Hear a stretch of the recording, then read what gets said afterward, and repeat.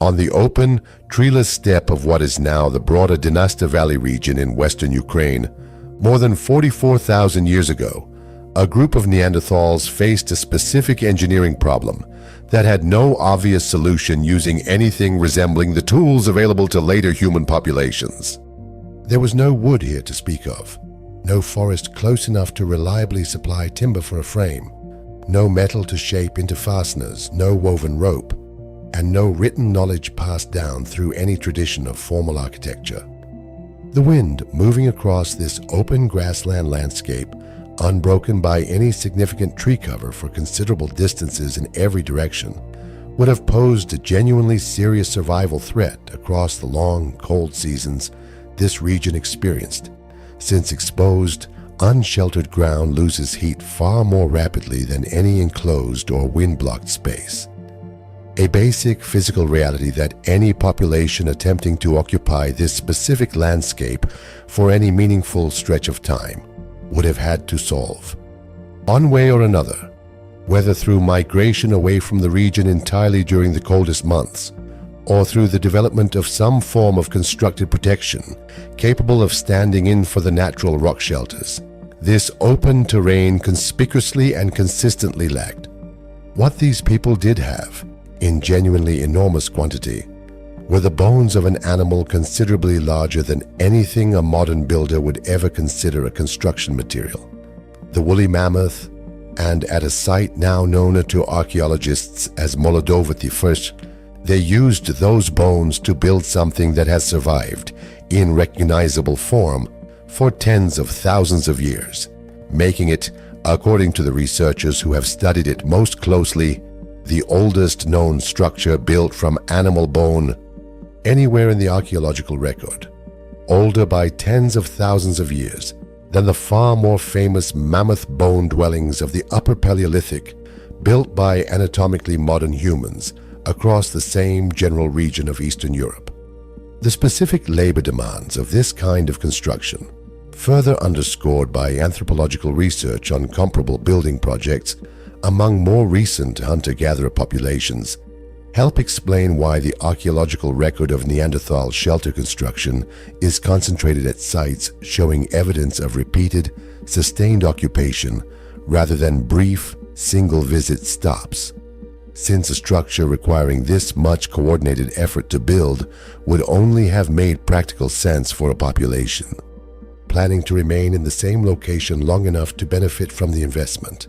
Exactly the pattern of repeated return visits already confirmed at Moldova through the presence of multiple mammoth individuals that died at different times across an extended period of site use.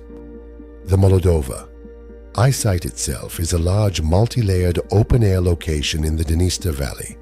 and the specific layer relevant to this reconstruction, designated Layer 4 by the archaeologists who have excavated it across several separate campaigns, has yielded an extraordinary volume of physical evidence, roughly 40,000 individual stone tools alongside approximately 3,000 animal bones, the overwhelming majority of them belonging to mammoth. Detailed zooarchaeological analysis of this bone assemblage indicates the remains of at least 15 separate mammoth individuals,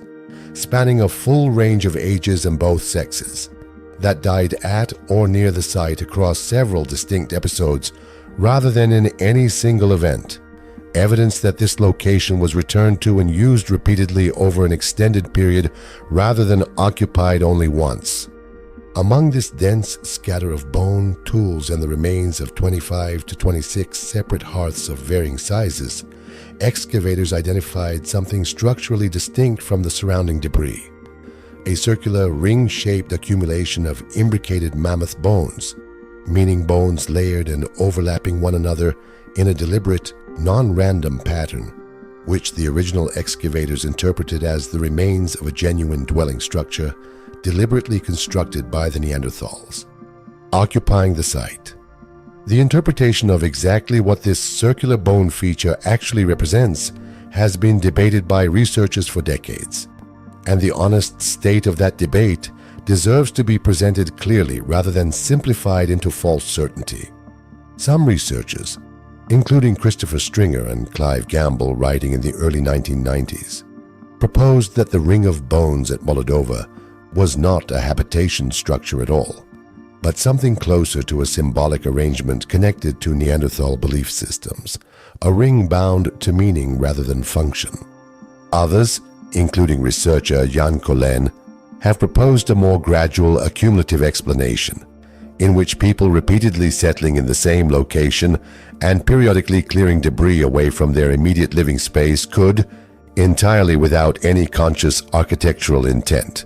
produce exactly this kind of ring-shaped pattern simply as a byproduct of where waste material ended up being pushed, a process Collen termed a centrifugal living structure.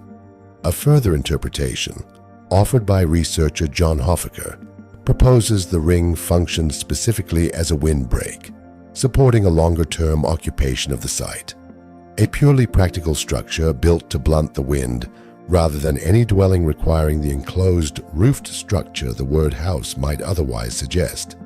What makes this debate genuinely difficult to resolve, rather than a simple matter of insufficient evidence, is a specific complication in how the bones themselves came to be arranged in the ground, a problem researchers describe using the technical term taphonomy, the study of everything that happens to organic remains between the moment an organism dies and the moment archaeologists eventually recover its remains from the earth. A detailed zooarchaeological study published in 2012 by researcher Marie-Anne Demey and colleagues examined the specific weathering patterns, water percolation damage, and root disturbance visible on the Moldova bones, and concluded that the arrangement, while genuinely non-random and consistent with deliberate human handling,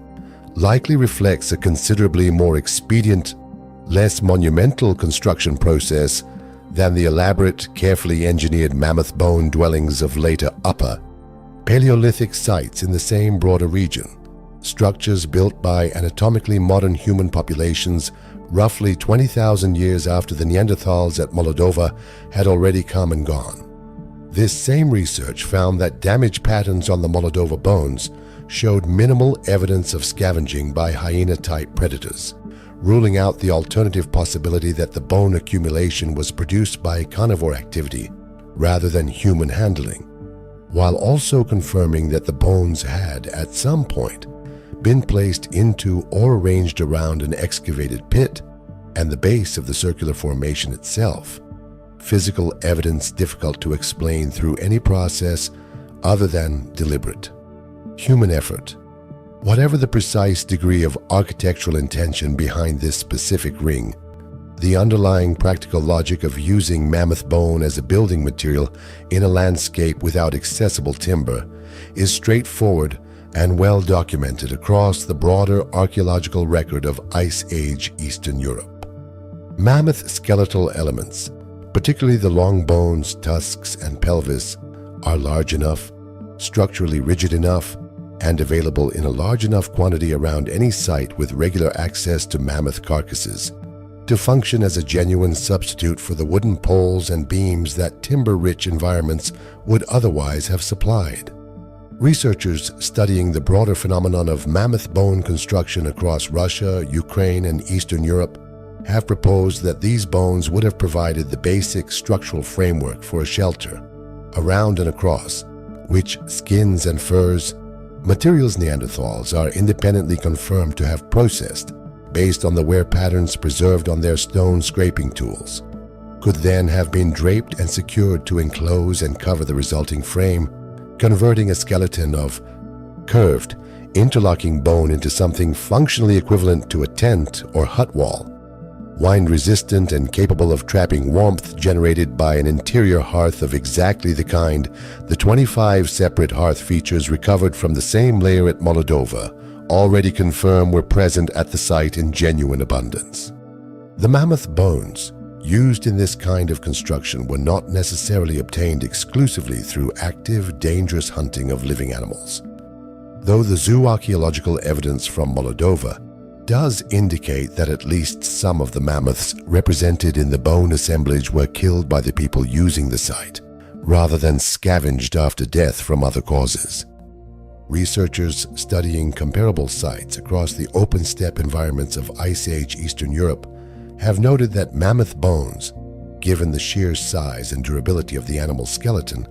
could also accumulate naturally in a landscape over long periods through the deaths of animals from disease, old age, or predation by other carnivores,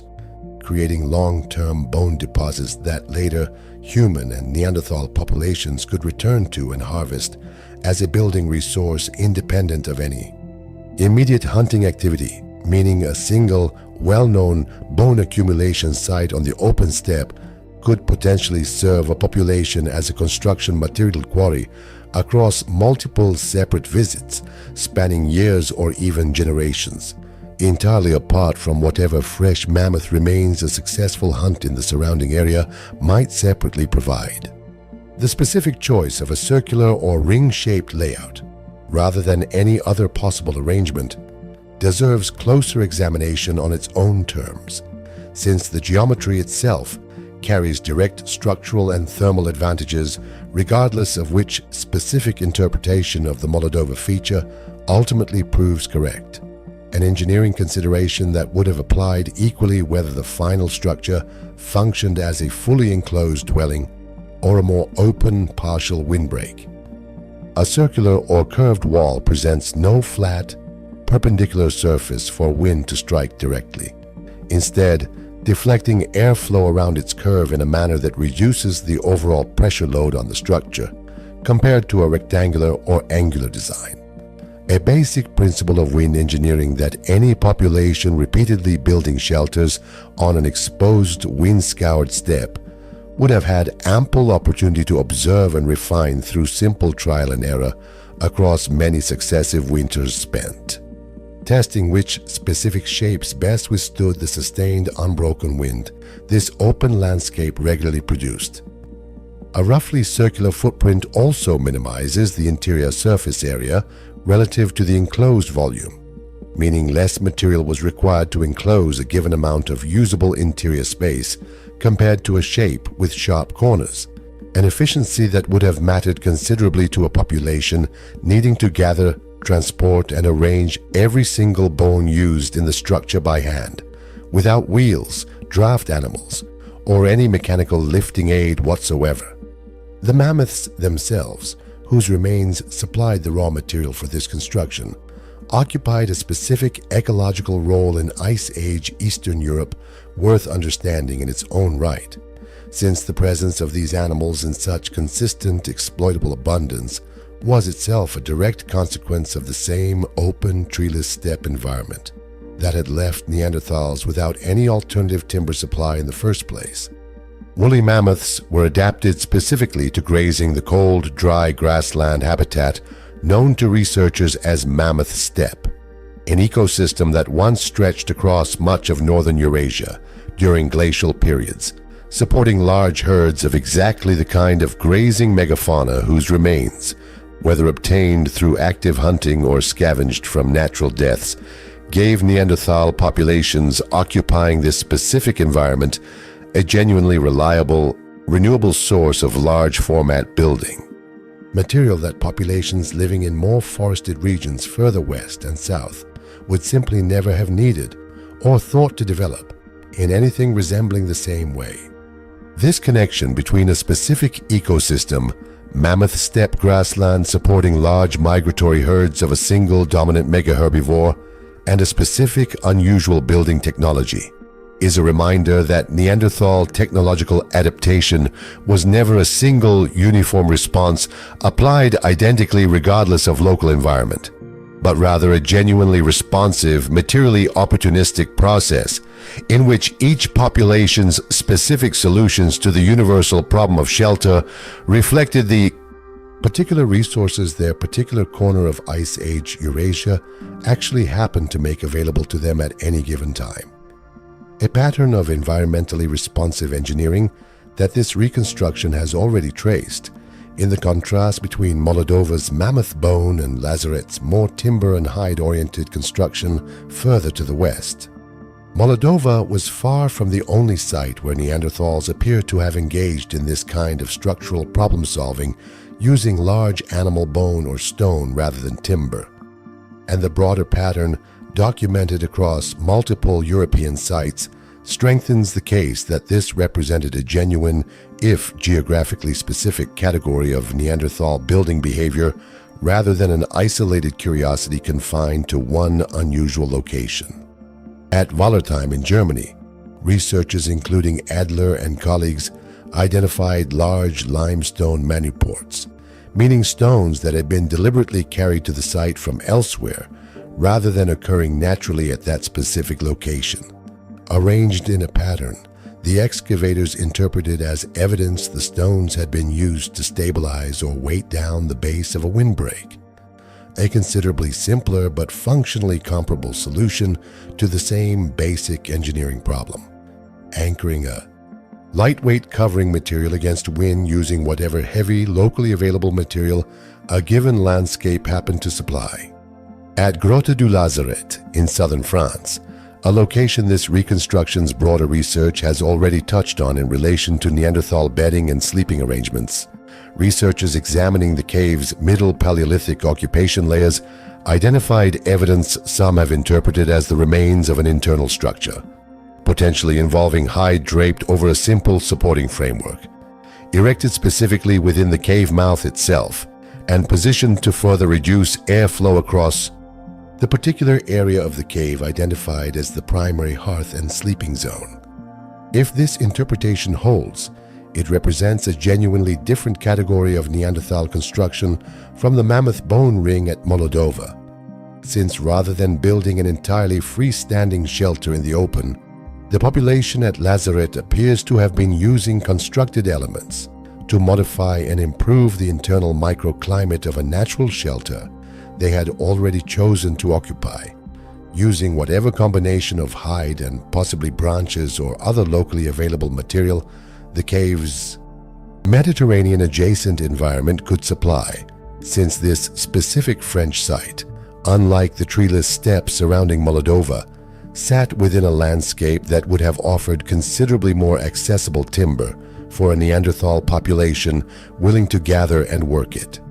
This distinction between Moldova and Lazaret points to a broader, genuinely important pattern in how Neanderthal shelter construction actually operated across their entire geographic range, one considerably more sophisticated than any single uniform description of Neanderthal building technique could capture.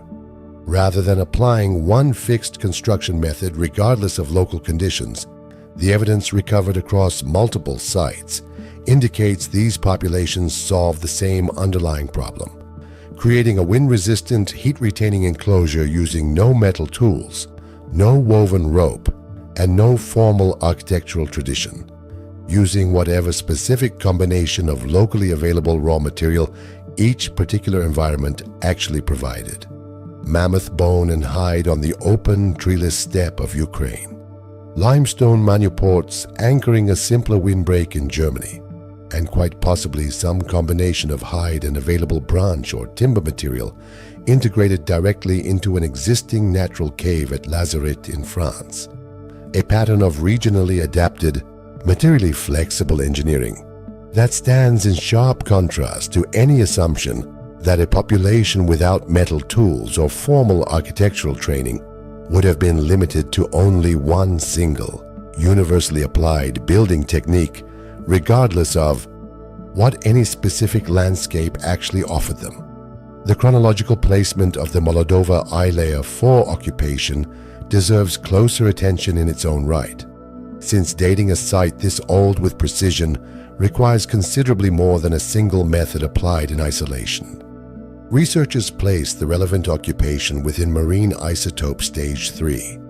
a broad, well-documented climatic interval researchers use to divide the late Pleistocene into alternating warmer and colder phases based on oxygen isotope ratios preserved in deep ocean sediment cores, a chronological framework independent of, but broadly consistent with, the specific radiocarbon and other dating methods applied directly to the Moldova site itself.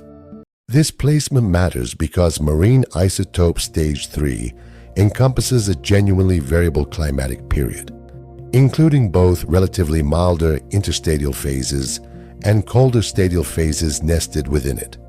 meaning the specific environmental conditions the Moldova Neanderthals were responding to when they built whatever structure the circular bone ring actually represents would not have been uniformly severe throughout the entire multi-thousand-year span this broad climatic stage covers, but rather reflect whatever specific, narrower conditions prevailed during the particular episodes of occupation the site's layered stratigraphy actually preserves. The sheer scale of the excavation effort at Moldova across the decades since the site was first investigated also deserves mention, since the confidence researchers place in the non-random, deliberately arranged nature of the bone ring rests substantially on the completeness of the surrounding excavated area rather than any single isolated observation.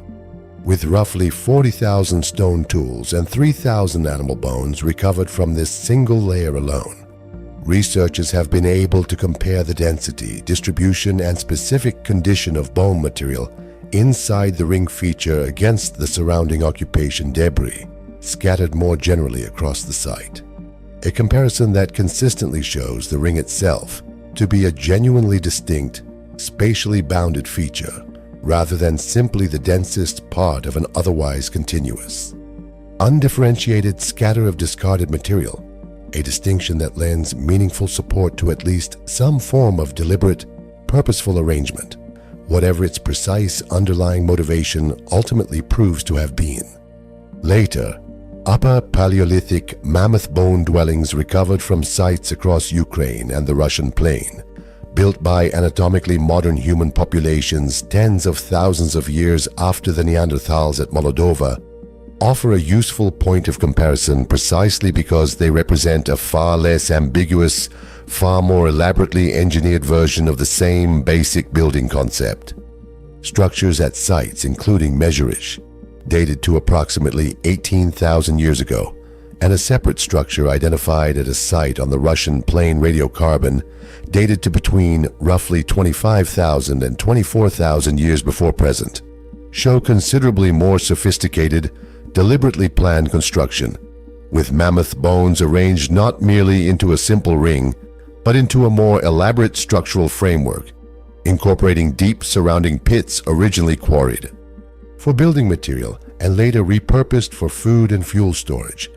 evidence of the kind of accumulated architectural refinement that developed over the many thousands of years separating these later Upper Paleolithic builders from the comparatively simpler, more expedient Neanderthal construction at Moldova. A difference in sophistication that researchers studying both traditions regard as consistent with a genuine, gradual technological progression rather than any sudden, unexplained leap. Inability between the two populations. The tools these populations did have access to, while lacking anything resembling a saw, a nail, or a measuring instrument, were nonetheless sufficient to accomplish the specific tasks this kind of construction actually required. The Mousterian stone tool tradition associated with Neanderthal populations across their entire range included scrapers capable of processing hide into a genuinely usable covering material, a technology confirmed through direct wear pattern analysis showing edge damage consistent specifically with hide working, rather than the cutting of meat or wood, alongside heavier tools capable of breaking, shaping, or otherwise modifying bone into whatever specific configuration a given construction required. Cordage manufacture is separately confirmed through the recovery of a fragment of 3-ply cord made from conifer inner bark fibers at Abri-du-Maras in France, dated to roughly 40,000 years ago. Direct physical evidence that Neanderthal possessed the specific technical knowledge needed to produce rope-like material capable of lashing structural elements together or securing a hide covering against wind, a foundational binding technology that, while considerably simpler than any woven textile, would have been entirely sufficient to hold a mammoth bone frame or a hide covering in place against the kind of sustained wind pressure a shelter on the open steppe would regularly have faced. Constructing any of these shelters, whether the circular mammoth bone ring at Moldova, the stone-anchored windbreak at Valatim, or the internally modified cave space at Lazaret, would have required genuine cooperative labor rather than the work of any single individual, since maneuvering mammoth long bones weighing many tens of kilograms each into a stable, interlocking arrangement, or stretching and securing a large processed hide covering across a completed frame are tasks that exceed what one person working alone could reasonably accomplish, particularly under the time pressure. A genuinely cold, exposed steppe environment would have imposed on anyone attempting this kind of construction. This cooperative requirement connects directly back to the small, kin-based family and community structure already well documented through genetic evidence recovered from Neanderthal sites, including Chagorskaya Cave in Siberia and El Cidrón in Spain. Populations organized into stable groups of roughly 5 to 20 individuals, built around a core of related adults and children, exactly the kind of familiar, cooperative social unit within which a multi-person construction task like erecting a mammoth bone shelter frame could be coordinated and completed successfully, using nothing more than shared physical effort, accumulated practical knowledge passed down within the family across generations,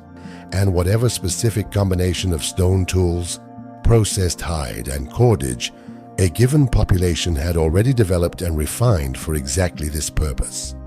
Genetic and skeletal evidence bearing on Neanderthal physiology adds a further complementary dimension to understanding how these populations endured the genuinely severe cold that made shelter construction of this kind a matter of basic survival rather than mere convenience, a physiological dimension operating quietly alongside every constructed and technological strategy this reconstruction has already traced in detail. Neanderthal body proportions, broad barrel-shaped trunks paired with comparatively short forearms and shins, closely match the predictions of Bergmann's and Allen's rules, two long-established biological principles describing how cold-adapted animal populations tend to evolve bulkier bodies and shorter limbs to minimize the surface area available for heat loss, a physiological adaptation operating alongside, rather than instead of, the constructed shelter and processed hide clothing already. Documented throughout this reconstruction, reducing the total thermal burden any single strategy needed to manage entirely on its own. This combination of internal evolved cold resistance and external constructed protection reflects a broader pattern. Researchers studying Neanderthal survival strategy have increasingly come to recognize that no single adaptation, whether biological or technological, bore the full weight of keeping these populations alive through repeated glacial winters, but rather a whole overlapping system of redundant strategies operating together, each one reducing the total cold stress that any other single strategy needed to absorb on its own. Moving beyond the immediate valley, the specific choice to build at Moldova, rather than simply seeking out the nearest available natural rock shelter, also deserves consideration, since the open steppe environment surrounding the site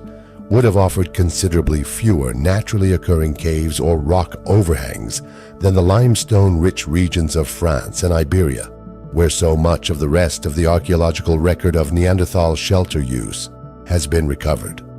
This absence of natural shelter options across much of the open Eastern European steppe meant that populations moving into this specific ecological zone, following the same migratory mammoth herds that supplied both their food and their eventual building material, would have had little practical choice but to develop some form of constructed freestanding shelter technology if they intended to occupy this landscape for any sustained period of time, rather than relying, as populations further, West more commonly did, on simply selecting and modifying an already existing natural cave. This regional necessity may itself help explain why the clearest, most extensively documented example of freestanding Neanderthal construction happens to come from precisely this treeless, cave-poor corner of their entire geographic range, a landscape that left this specific population with fewer alternative options, and in turn, a stronger, more consistent incentive to develop genuine architectural solutions from whatever raw material the local environment actually and reliably provided them. Considered together, the full body of evidence recovered from Moldova, Wallertheim and Lazaret, spanning open steppe, temperate German woodland, and Mediterranean-adjacent French coastline alike, documents a species meeting the same fundamental challenge: constructing effective shelter without access to metal tools, woven textiles, or any written architectural tradition of any kind, through a genuinely flexible, regionally responsive combination of stone tool technology, cordage manufacture,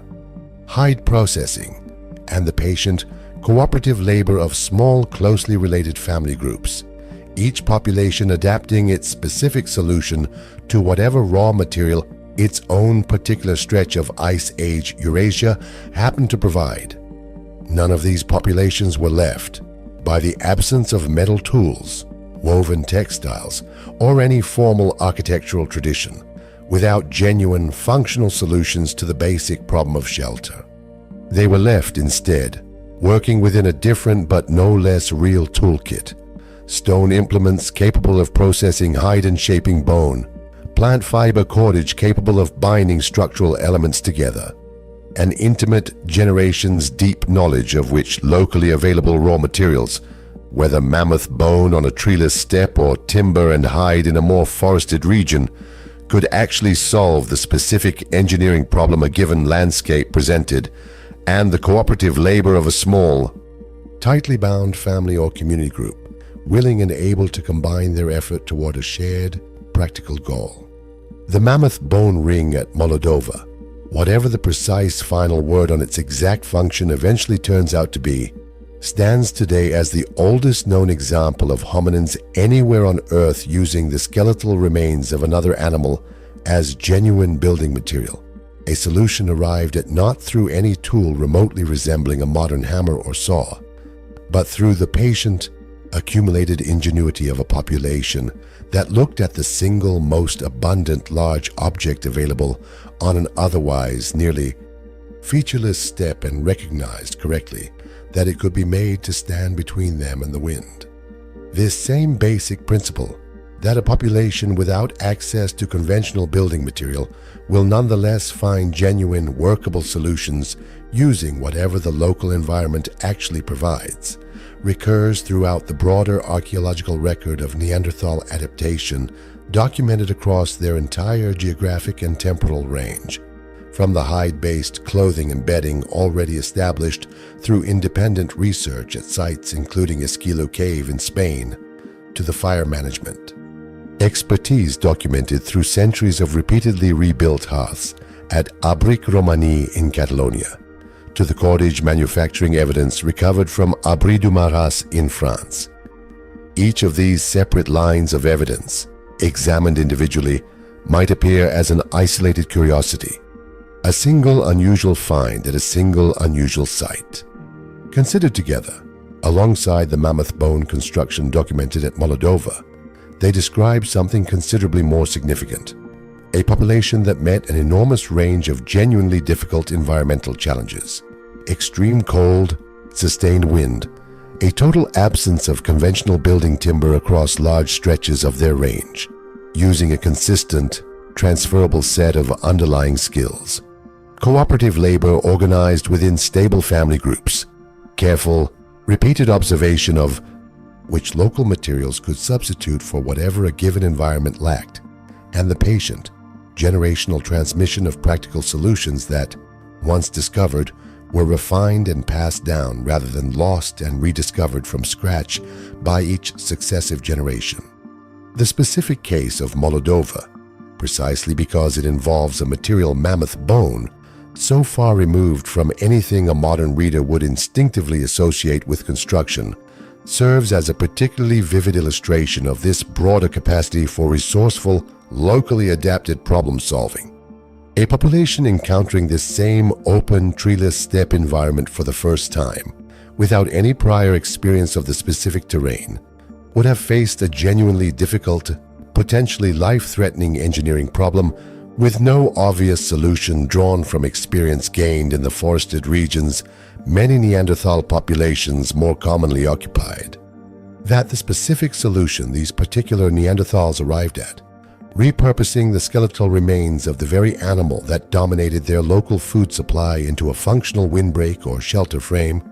has survived clearly enough in the archaeological record for researchers working more than 44,000 years later to identify, debate, and ultimately confirm as a genuine example of deliberate construction, stands as a small but genuinely remarkable testament to the specifics,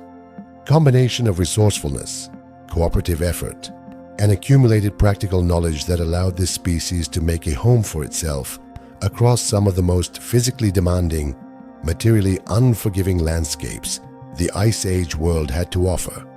using nothing more than stone, bone, hide, and each other. The broader implications of this evidence extend beyond Moldova and Neanderthals specifically, since researchers studying the deep history of hominin shelter construction increasingly regard bone-based building as a genuinely significant milestone in the evolution of constructed architecture, one that demonstrates a level of material flexibility and abstract problem-solving considerably more sophisticated than simply occupying whatever shelter a landscape happened to already provide. Recognizing that the skeletal remains of a hunted or scavenged animal could serve a purpose entirely unrelated to their original biological function, structural support for a shelter rather than any part of the animal's own body, required a genuine conceptual leap, treating a bone not merely as leftover butchery waste, but as a raw material with specific, useful physical properties, rigidity, curvature, interlocking shape, that could be deliberately exploited for an entirely different purpose than the one nature had originally built it for. This same conceptual flexibility, recognizing an object's physical properties independent of its original biological context, and repurposing it accordingly, is a hallmark of sophisticated tool use, documented across the wider hominin fossil record, and its appearance in the specific context of architecture at Moldova places Neanderthal cognitive capacity squarely within the same broad category of resourceful, abstract material reasoning long associated primarily, and in the view of many researchers today somewhat unfairly, with anatomically modern humans alone. Later, researchers returning to the Moldova material with newer analytical techniques than those available to the original mid-20th century excavators have continued to refine, rather than overturn, the basic picture this reconstruction has traced, each new study adding additional taphonomic detail, additional precision to the radiocarbon and stratigraphic dating, and additional context drawn from comparable sites elsewhere in Eastern Europe, without ever seriously displacing the course, finding that something genuinely deliberate, whatever its precise architectural sophistication,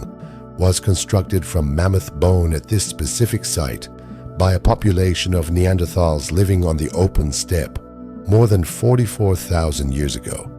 A conclusion that has, if anything, only grown stronger with each subsequent round of scientific scrutiny applied to it. This pattern of steady, incremental scientific refinement, rather than any single dramatic reversal of the original interpretation, reflects the way archaeological understanding of Neanderthal capability has evolved more broadly across the past several decades of dedicated research, with each new analytical technique, each new comparative study, and each newly excavated site consistently adding further support to a picture of genuine behavioral sophistication rather than undermining it, a pattern of accumulating confirmation that stands in direct, evidence-based contrast to the outdated, crude caricature of Neanderthal life that dominated both scientific and popular understanding for most of the 20th century.